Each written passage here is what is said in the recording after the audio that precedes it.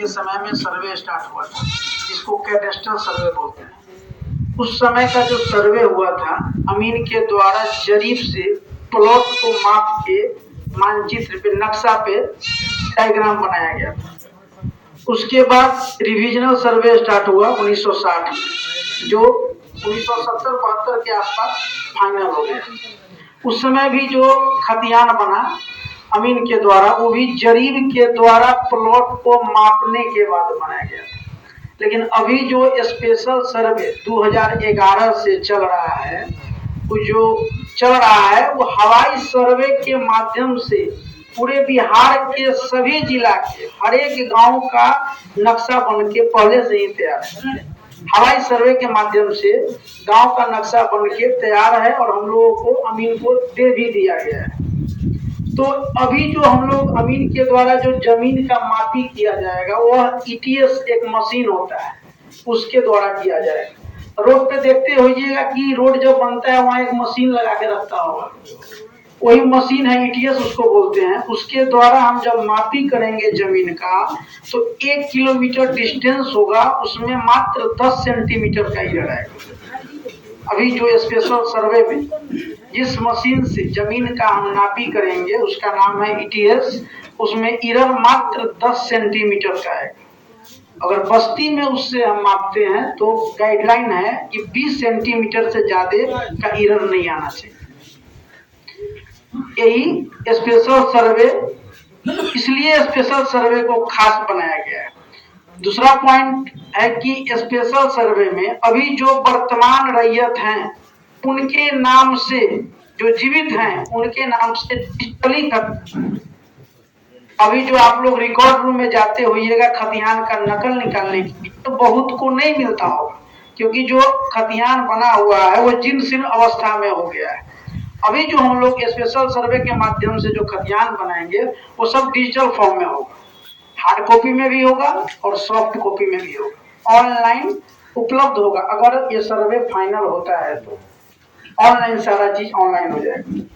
इसमें 1 से लेके 22 फॉर्म है। प्रपत्र 1 उद्घोषणा। उद्घोषणा का मतलब हो गया कि जिला बंदोबस्त पदाधिकारी के द्वारा 1/8/2024 को उद्घोषणा कर दिया गया दरभंगा जिला में कि दरभंगा जिला में 18 अंचल के जितने भी गांव हैं, सभी गांव में 1/8/2024 से सर्वे के काम को स्टार्ट कर दिया गया। एक उद्घोषणा का फॉर्म है जो मुखिया जी, उप मुखिया जो भी है उनको दे दिया जाएगा। ग्राम वासियों का उसमें सहयोग चाहिए कि आपका जो खेत है, जो मेल है, उसको ठीक कर ले, दुरुस्त कर ले। जब अमीन उस प्लॉट पे नंबरिंग देने आएंगे तो उनको स्पष्ट पता चलेगा कि ये जो प्लॉट है आपका है और दिखना चाहिए। वहाँ जो झाड़ी है उसको साफ करवा दीजिए, अमीन का सहयोग कीजिए। वही प्रपत्र 1 उद्घोषणा में बताया गया है। उसके बाद प्रपत्र 2 होता है स्वघोषणा, जो आपके द्वारा भर के अंचल कार्यालय में ऑफिस बना हुआ है, सर्वे ऑफिस, आधुनिक अभिलेखागार भवन के निचले वाले तल्ला में हम लोगों का ऑफिस है, वहां जमा करना है। प्रपत्र 2 स्वघोषणा, आप अपने जमीन का दावा, जो भी जमीन है आपके पास, उसको भर के क्या क्या कागजात लगेगा वो हम बताएंगे, वहां जमा करना। आज ग्राम सभा हुआ है, आज से ही आप लोग भर के जमा करेंगे वहां। प्रपत्र 2 हो गया स्वघोषणा। स्वघोषणा का मतलब होता है रैयत खुद से अपने जमीन का दावा भर के अंचल कार्यालय में, सर्वे जो ऑफिस है उसमें जमा करेंगे। आप ऑफलाइन भी जमा कर सकते हैं, ऑनलाइन भी जमा कर सकते हैं। इसमें ऊपर में लिखा हुआ है राजस्व ग्राम का नाम, थाना नंबर, पुलिस थाना, अंचल, जिला का नाम।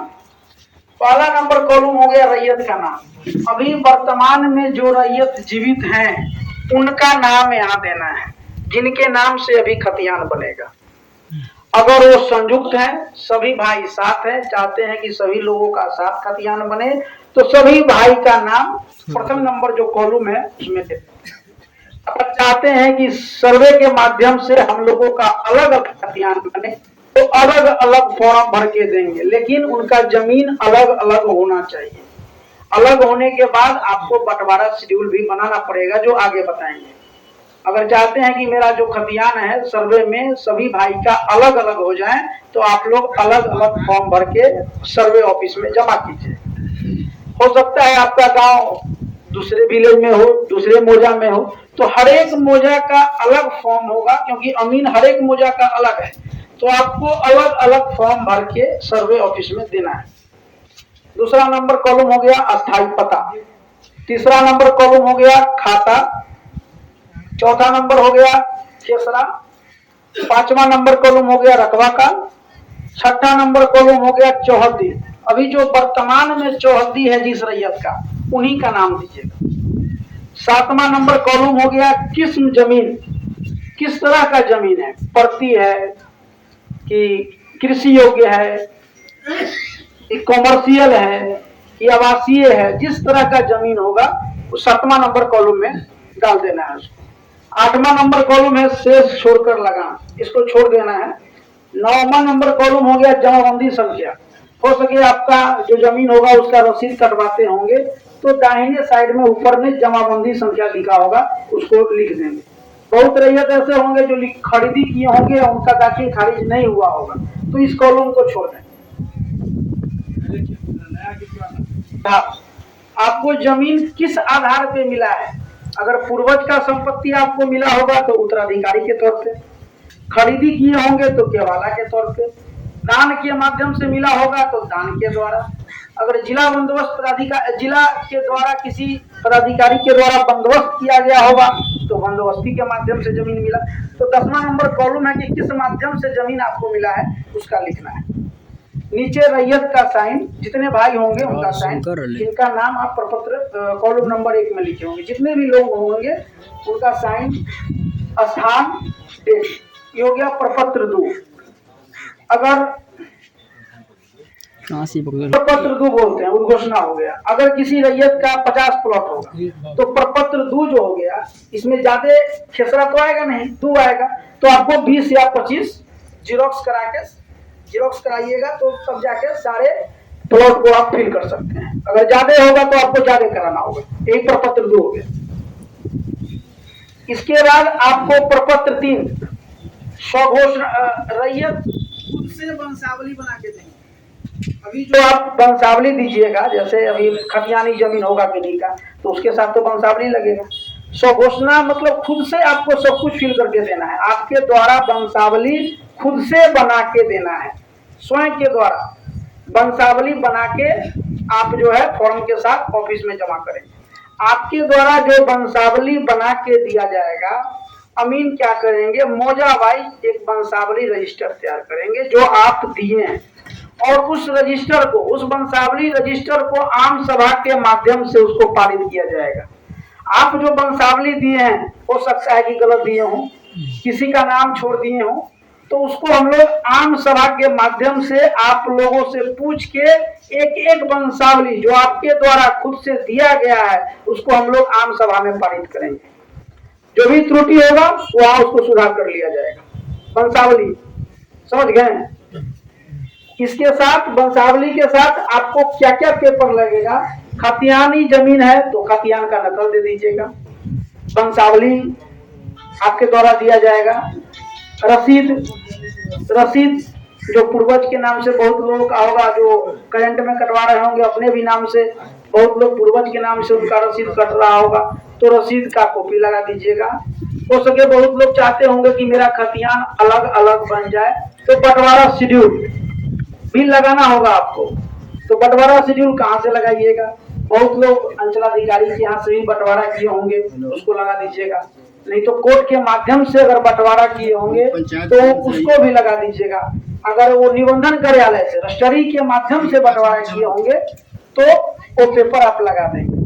बहुत ऐसा भी होगा केस गांव में देखने को मिलता है कि बहुत लोगों का मौखिक बंटवारा हुआ है, लिखित बंटवारा नहीं हुआ है।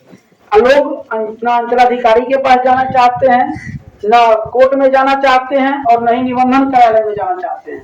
तो क्या करेंगे वो लोग, 100 रुपया का स्टाम्प पेपर लेके आपसी सहमति से, जितने भी लोग होंगे आपसी सहमति से बंटवारा कर लेंगे, और जितने भी लोग होंगे सदस्य में उनका साइन करवा लेंगे। गांव में जो भी बुजुर्ग लोग होंगे या सरपंच जी के यहाँ अगर बंटवारा हो, मुखिया जी की अध्यक्षता में हो, तो गवाह के रूप में उनका साइन करवा लेंगे और कोर्ट से नोटरी करवा लेंगे बंटवारा के लिए। लेकिन जब आप हमको पेपर दीजिएगा ऑफिस कार्यालय में आके, कोई एक भाई आइएगा बोलिएगा कि मेरा बंटवारा शेड्यूल है सर, इसके आधार पे अलग अलग खतियान बना दीजिए, तो मेरा पहला काम रहेगा कि जितने भी लोग होंगे सभी लोगों को बुला के एक बार कंफर्म करवाएंगे आप लोग कि जो इस बंटवारा शेड्यूल पे साइन किया गया है वो सही है कि नहीं है। हो सकता है कि आप गलत साइन करके वहां जमा किए हो, आपके भाइयों के बीच में असहमति हो, कोई नहीं चाहता हो कि हम लोगों के बीच में बंटवारा हो, उसको इधर मिल गया होगा जमीन, असहमत हो, तो वहां पे आप लोगों को बुला के अपने सामने पूछेंगे कि जो आप लोगों का साइन है इस बंटवारा शेड्यूल में सही है कि नहीं है। अगर सही है तब जो है अलग अलग खतियान आपके अलग अलग भाइयों के नाम से बनेगा, और नहीं तो संयुक्त खाता खोल दिया जाएगा। हर एक प्लॉट पे सारे भाइयों का नाम देके उनके नाम से खाता दर्ज कर दिया जाएगा। अब समझ गए प्रपत्र 2-3 इसके साथ लगने वाला पेपर। आज ग्राम सभा हुआ है, आज से लेकर 30 दिन का टाइम होता है। आप सर्वे ऑफिस अंचल कार्यालय क्यूटी में जमा कर सकते हैं। ऑनलाइन भी आपको सुविधा दिया गया है, ऑनलाइन भी कर सकते हैं। अगर ऑफलाइन करते हैं तो वहां जाके आप रिसीविंग ले लेंगे, पेपर जमा करने के बाद रिसीविंग ले लेंगे। ये हो गया प्रपत्र 2 जो खुद से आपके द्वारा बनाया जाएगा। वंशावली जब आप बनाइएगा तो लड़की का भी नाम उसमें दीजिएगा। वंशावली में लड़की का नाम देना मस्ट है। एक वंशावली तो आपके द्वारा भी बनाया जाएगा। बहुत ऐसे लोग होंगे जो बाहर होंगे, बाद में आएंगे, तो वो क्या करेंगे, एक नियम निकला हुआ है 6 महीना साल भर पहले कि ग्राम कचहरी में एक लेटर देंगे वंशावली बनाने के लिए, तो पंचायत सचिव के द्वारा निर्गत होता है। अभी जो वंशावली बन रहा है पंचायत सचिव साहब देते हैं बना के, ग्राम सचिव कचहरी में लेटर दीजिएगा, मजिस्ट्रेट से एफिडेविट करवा के लेते हैं, तब वहां से जो है उनके द्वारा वंशावली बना के दिया जाता है। अगर जो लोगों का वंशावली नहीं बना होगा इसके माध्यम से, तो वो लोग वहां से भी वंशावली बना के दे सकते हैं।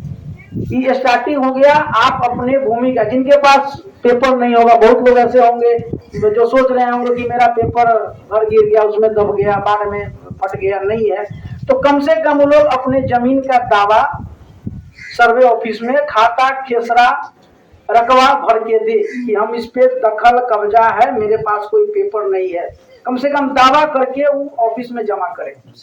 तो लोगों को करना है। ये इनिशियल स्टेज हो गया आपको फॉर्म जमा करने का। इसके बाद अमीन, जो आपके गांव के अमीन मिले हैं वो तिरसीमाना फिक्स करेंगे। बहुत लोगों को पता होगा 1972 में जब सर्वे हुआ था तो देखिएगा कि 3 गांव जहां मिलता होगा वो पॉइंट बना होगा, वहां पे उसको तिरसीमाना कहते हैं। तो उसको फिर से हम लोग फिक्स करेंगे। उसके बाद फिक्स करने के बाद गांव के सीमा को, हमको जो नक्शा मिला है उसमें सारा प्लॉट का बना हुआ है, ब्लैंक नक्शा है वो मिला हुआ है। हो सके हमको जो सीमा का जो मिला हुआ है मेर हिल गया हो, आपके सीमा का रकबा कुछ बगल वाले गांव में चला गया हो, तो उसको मशीन के द्वारा, हमारे अमीन के द्वारा उसको वेरीफाई करके प्रत्येक मोजा के, हर एक मोजा के सीमांकन को हम लोग पहले फिक्स कर लेंगे। पहले क्या करेंगे, तिरसीमाना फिक्स करेंगे। तिरसीमाना फिक्स करने के बाद सीमा को हम लोग फिक्स करेंगे। फिक्स जब हो जाएगा तो हम लोग किस्तवार, अमीन आपके गांव में किस्तवार का काम करेंगे। हर एक काम के करने से पहले हम लोग ग्राम सभा करके आपको बताएंगे कि फला डेट से हम लोग किस्तवार का काम करने आ रहे हैं। किस्तवार का मतलब क्या होता है? किस्तवार का मतलब होता है किस्त प्लस बार। किस्त का मतलब होता है टुकड़ा। जमीन का जितना भी टुकड़ा है सबको वेरीफाई करना है, हर एक प्लॉट वाइज। हमारे अमीन जब गांव के सीमा का जब सीमांकन हो जाएगा तो अमीन के द्वारा उत्तर पश्चिम कोने से काम प्लॉट पे नंबरिंग देने का काम स्टार्ट करेंगे और उसको दक्षिण पूर्व में जाके खत्म करना है। हर एक प्लॉट पे सर्वे जब होता है तो हर एक प्लॉट पे नया नंबर दिया जाता है। तो उत्तर पश्चिम कोने से अमीन के द्वारा जितना भी टुकड़ा होगा, पहले क्या होगा कि 1 नंबर जो प्लॉट होगा वो बहुत बड़ा होगा। अभी जो 1 नंबर प्लॉट होगा वो 10 टुकड़े में डिवाइड हो गया होगा। तो हर एक प्लॉट पे अमीन के द्वारा नंबरिंग दिया जाएगा और आपका इतना सहयोग रहेगा कि वहां जाके आप अपने जमीन पे खड़ा रहेंगे और अमीन को बताएंगे कि यह जमीन जो है या जिस पे आप नंबर दे रहे हैं ये मेरे दखल कब्जा में है। आप अपना नाम लिखवाएंगे और अपना मोबाइल नंबर लिखवाएंगे। वहां पे आपको पेपर नहीं देना है। जब किश्तवाड़ का काम होगा, मेन काम किश्तवाड़ के काम से आपका काम स्टार्ट हो जाएगा। वहां आपको रहना बहुत जरूरी है। हर एक प्लॉट पे जैसे एक दिन में अमीन को 200 प्लॉट पे नंबरिंग देना है, तो जहां जहां अमीन जाएंगे उस प्लॉट पे जाके आपको बताना है कि मैडम ये मेरा जो है मेरा नाम लिख लिया जाए, इस जमीन का मालिक हम है। और वहां पेपर आपको नहीं दिखाना है, सिर्फ दखल कब्जा बताना है। हो सकता है किसी प्लॉट पे विवाद हो, 3 लोग आ जाए, तो अमीन क्या करेंगे, तीनों का नाम लिख लेंगे क्योंकि वहां पे तो पेपर देखना नहीं है अमीन का काम। वो तो आपके दखल कब्जा के अनुसार वो नया नंबर देंगे और सारे खेत में भी और बस्ती में भी। जब आपके गांव में जितने भी मोजे में जब किश्तवाड़ का काम हो जाएगा, नंबरिंग का काम हो जाएगा, तब इसके बाद खाना पूरी का काम स्टार्ट होगा। खाना पूरी का मतलब होता है किश्तवाड़ में तो आपसे पेपर नहीं मांगा गया, अब खाना पूरी में जितने भी प्लॉट पे आपने दावा किया है उसका साक्ष्य दिखाइए और उस जमीन को अपने नाम पे दर्ज करवाइए। उस समय आपको हर एक प्लॉट जो जिस प्लॉट पे आपके द्वारा दखल कब्जा बताया गया है, और जो खतियानी है तो खतियान का पेपर, रसीद, बंटवारा शेड्यूल, वंशावली, ये सब तैयार करना होगा आपको।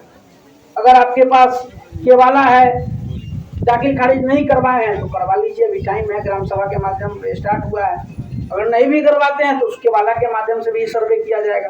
तो सब पेपर को दुरुस्त कर लीजिएगा। खाना पूरी के टाइम में आपको शिविर कार्यालय में जो सर्वे ऑफिस है वहाँ पे आना होगा और एक यदार्थ पंजी होता है, प्रपत्र 3-2 जिसको बोलते हैं यदार्थ पंजी, आपके जमीन का सारा ब्यौरा उस पर लिखा जाएगा। उसमें पुराना खाता, पुराना खेसरा क्या था, अभी कौन सा खेसरा नया में जो दिया गया है वो भी लिखाएगा, पुराने खातादार पुराने जो पुराना जो सर्वे हुआ है उसमें किसका नाम है वो भी लिखाएगा, और वर्तमान में कौन दखल करता है उनका भी नाम उस पर दर्ज होगा। और आप क्या साक्ष्य दे रहे हैं उस जमीन का उसको मेंशन किया जाएगा। आप ओरिजिनल पेपर भी लेके आइएगा और जीरोक्स भी लेके आइएगा। ओरिजिनल पेपर देख के आपके द्वारा आप खुद बैठ के अमीन के पास अपना सारा यदार्थ पंजी में फिलअप करवा लीजिएगा। जीरोक्स पेपर इसलिए देना होता है कि बाद में कानूनों के द्वारा उस पेपर को देख के खाता खोला जाता है। आप जो पेपर दिए होइएगा बाद में उसको चेक किया जाता है कि सच में वो पेपर आपके जमीन पे जो दावा किए हैं उससे पता चल रहा है कि नहीं, सच में उनका प्रूफ जो है मिल रहा है कि नहीं मिल रहा है।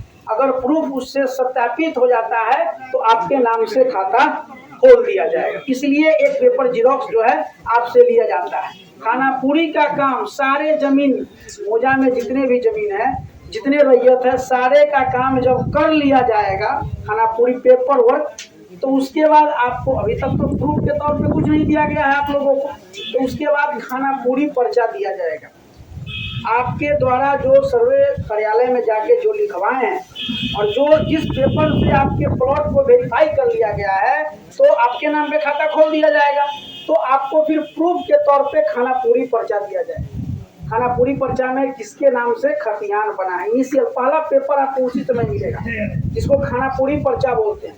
उसमें आपका नाम, पिता का नाम, पुराना खाता, पुराना खेसरा, और जो अभी वर्तमान में नया खेसरा दिया गया है वो रकबा चौहद्दी के साथ आपको मिलेगा। आपको जितना प्लॉट होगा सारा प्लॉट अगर आपके नाम से खाता खोला गया होगा तो सभी का पेपर आपको जो है दिया जाएगा।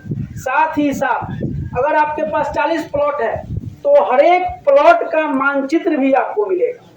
खाना पूरी पर्चा में रैयत का नाम हो सके, उसमें अगर 40 प्लॉट है तो 3 या 4 पेज में खाना पूरी पर्चा मिलेगा। लेकिन उसके साथ ही आपको एलपीएम मिलेगा। एलपीएम का मतलब होता है लैंड पार्सल मैप, मतलब आपका जितना प्लॉट होगा हर एक प्लॉट का मानचित्र बन के आपको मिलेगा सब खाना पूरी पर्चा के साथ। हो सकता है जब आपको पर्चा मिले तो नाम गलत हो, रकबा गलत हो, आपको लगे कि चौहद्दी छोड़ दिया है, जाति छोड़ दिया है, तो जो भी त्रुटि आपको लगे तो आपको 3 बार चांस दिया गया है, 3 बार कोर्ट लगेगा, वहां पे आपको आपत्ति करना है।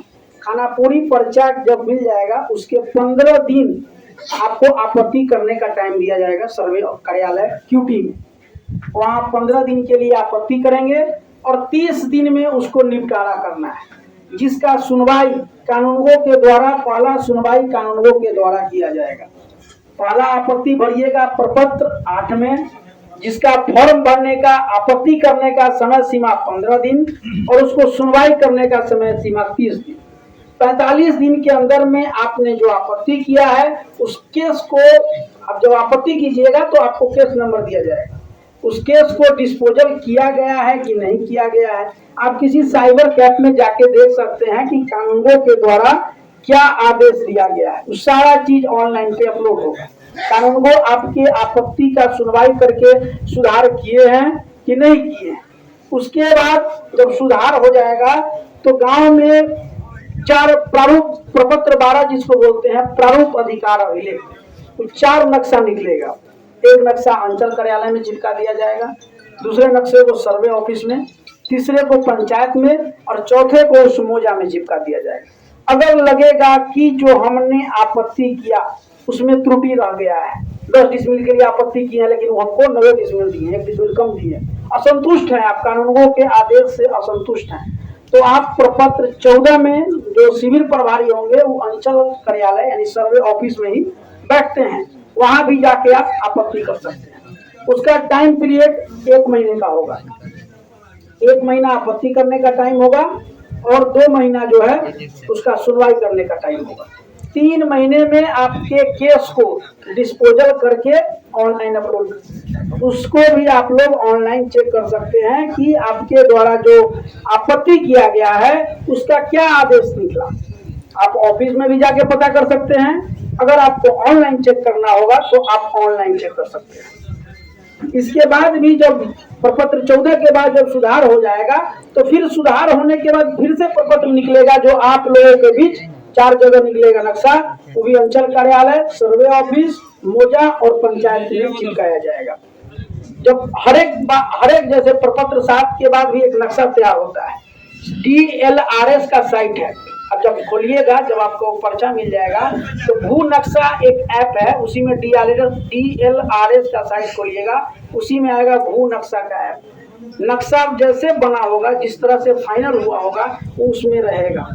8 से पहले आपका जो भी प्लॉट होगा उस पर आप क्लिक कीजिएगा ना तो उस दखलकर्ता का नाम आपको दिख जाएगा।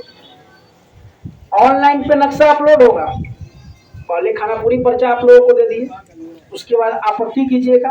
आपत्ति करने से पहले आप भू नक्शा, एक DLRS साइट है उस पर भू नक्शा आएगा, उसको क्लिक कीजिएगा। आप अपने गांव के नक्शा को, जो नया नक्शा बन के तैयार हुआ है प्रपत्र 7 के समय, उसको आप खोल के देख सकते हैं।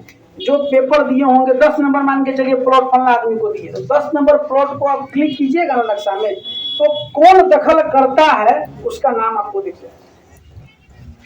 नक्शा में ही आप जिस प्लॉट को छुइएगा उसका मालिक कौन है उसी पे आपको दिखा देगा। जो आगे धीरे धीरे जैसे स्टेप आएगा आप लोग खुद समझेंगे। तो 2 स्टेप हो गया आपत्ति करने का।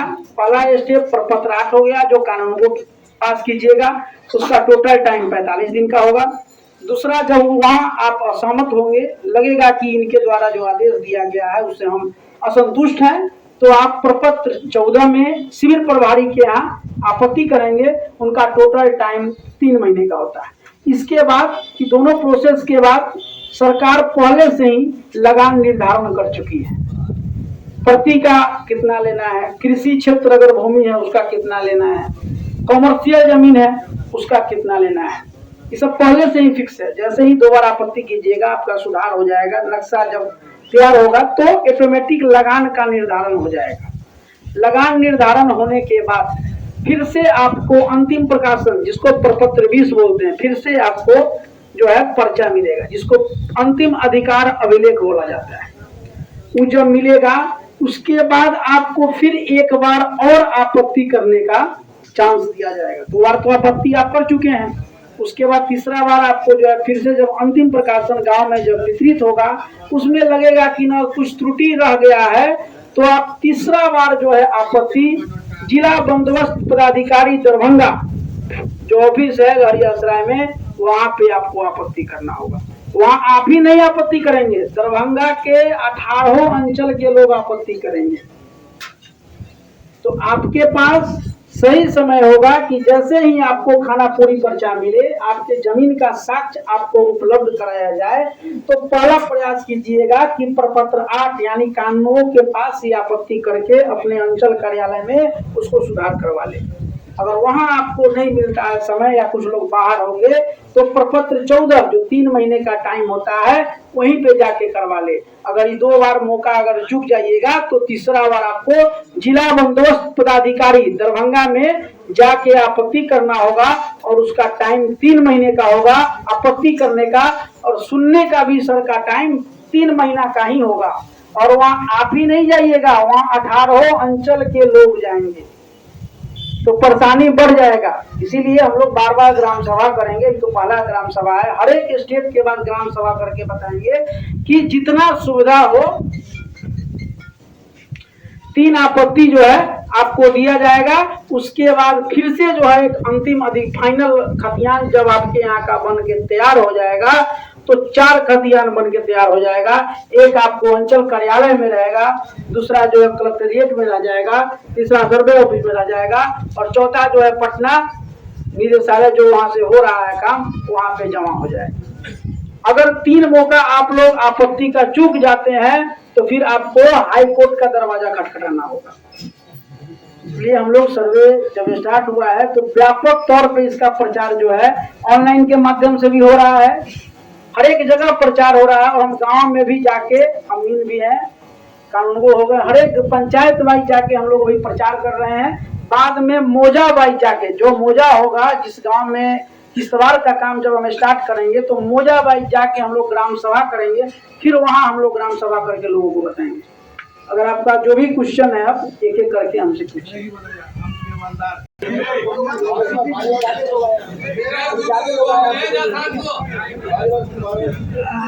एक एक क्वेश्चन कीजिए, बताएंगे।